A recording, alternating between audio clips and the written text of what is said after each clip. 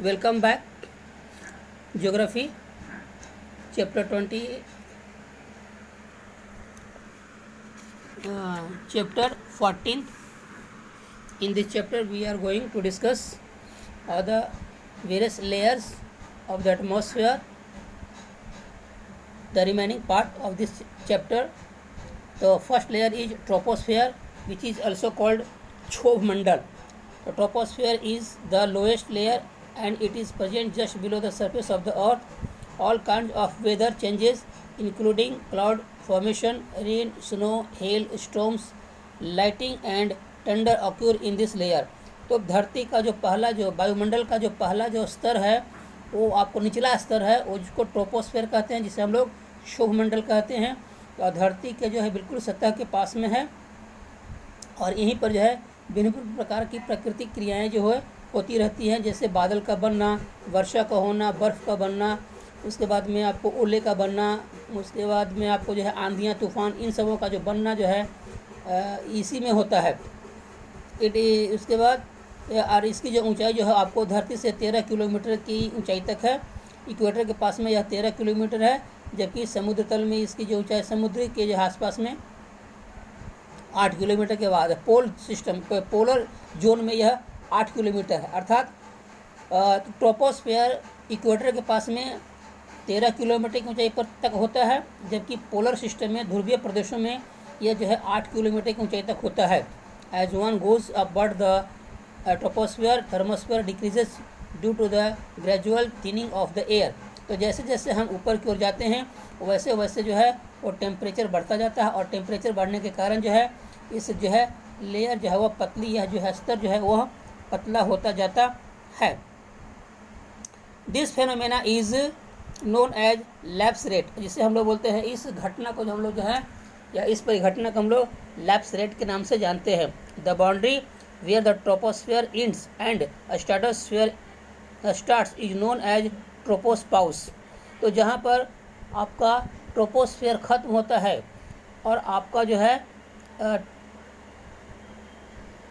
Stratosphere शुरू होता है, तो इन दोनों की बाउंड्री हम लोग ट्रोपोपाउस कहते हैं. सेकेंड जो चैप्टर है वो आपका सेकेंड जो पॉइंट है या सेकेंड जो लेयर है वो स्ट्रेटोस्फेयर है, जिसे हम समतापमंडल कहते हैं.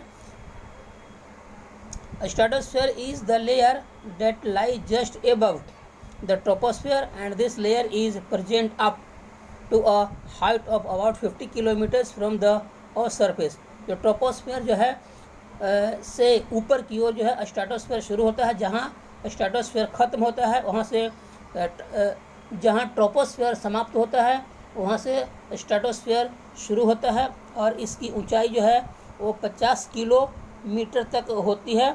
No changes in weather take place in this layer.